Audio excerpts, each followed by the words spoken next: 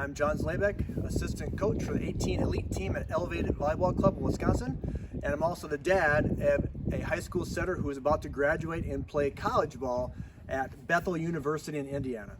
So we're trying to figure out ways that we can improve the game, moving from the high school level to the college level. As a setter, one of the big things moving forward is speed of the game.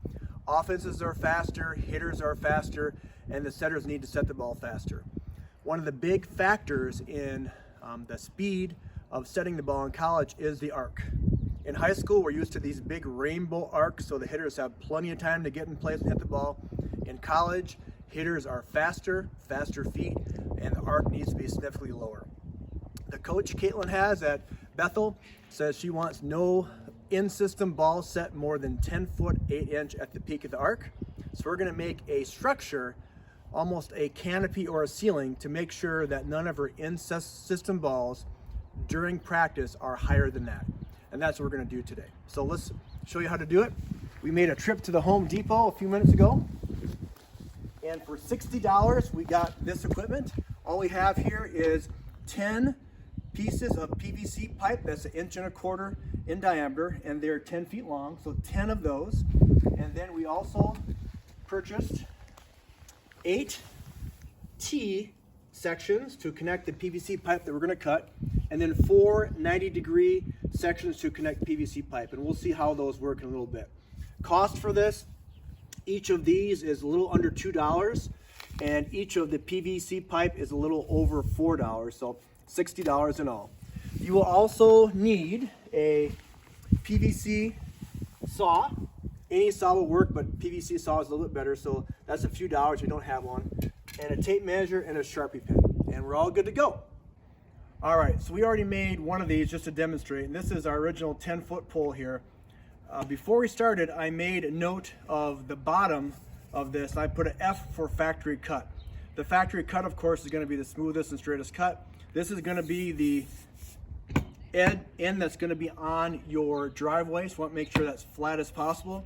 I also denoted this is a base, one of my base struts here. So I cut it in half, 6 feet up, and of the 10 feet thing, so I have a 4 foot remaining piece here. So I want to put this down. Remember, we want to make this a 10 foot 8 inch height total. So what I did is we got our T connectors here. Each of these adds about 2 inches to our total height. So I put this on. This will serve as a strut for stability later, and I'll show you how to do that a little bit later. But then we cut another piece here that was 4 feet 6 inches long, so I can make the total height to be 10 feet 8 inches. And we just pop this in like that. And then we put our 90-degree bendy thing here, put that on, and then our original 4 foot piece is going to serve as one of our top pieces here. So I'll put this in like that. So when this is stood up, this is going to turn into a 10 foot 8 inch height, and the set ball top of the arc should never touch this or go higher than this. So this is one of the struts. We're going to show you how to make the rest of them in very fast speed.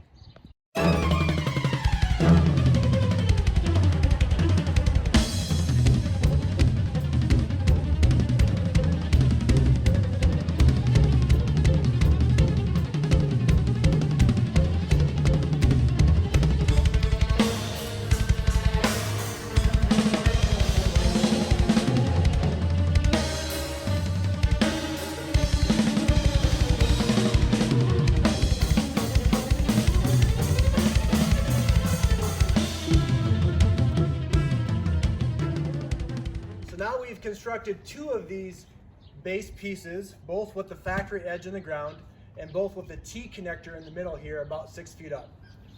Next step is going to cut a bunch of these 4 foot segments to serve as struts. We'll have a strut on both of the bases, so that's 2, and then I'll show you how this will look.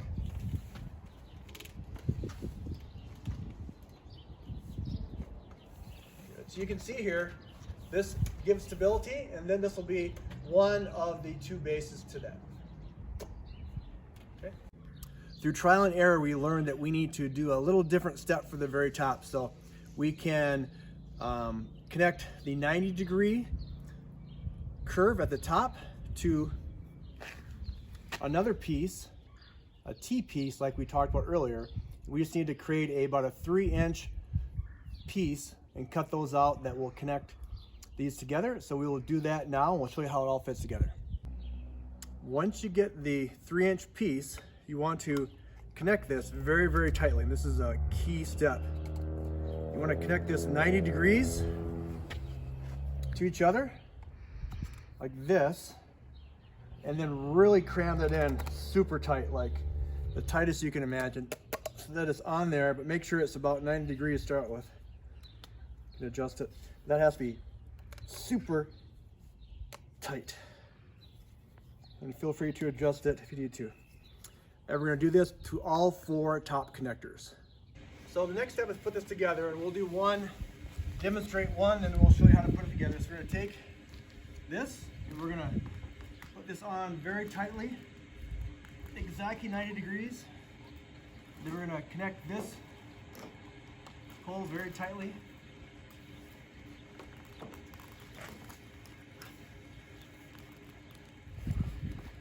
And now we're going to connect the top piece. This is the depth of the whole setup. We're going to start with a 10-feet piece here. All right, now let's try to stand it up. See what we got.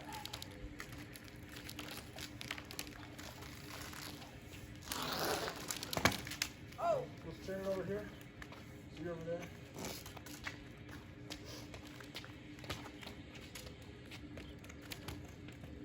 Spread the wings out a little bit.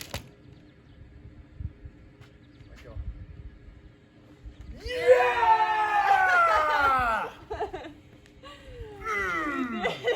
Finally. Now let's get the net up and try this baby out. Now we're going to demonstrate what it looks like with our setting tool in place. And what we're going to do is I'm going to have Caitlin do some high school level high arc sets and see the feedback that she gets with this device. So here's some bad sets, still good form, but just high school level sets. You can see that arc is about 10'8". So she's clearly, her high arc is way above that maximum point. And if she gets it a little bit lower, it hits it, and that's good feedback right away. Another angle of the high arcing high school sets. She's self-tossing. Now we're going to do coach pass from this angle to a target using the low arc college speed technique. Are you scared to get into the camera angle? That was a nice one.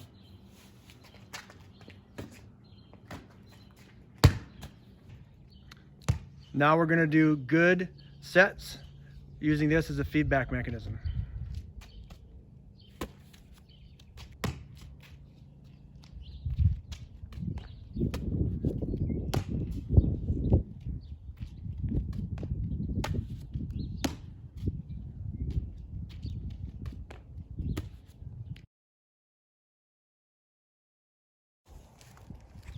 Good, go to that side, and now we'll stand it up. Yeah. Oh my god. What the heck? I could live in here. Wait, let's put it like it would be. Makes the whole video doesn't even work.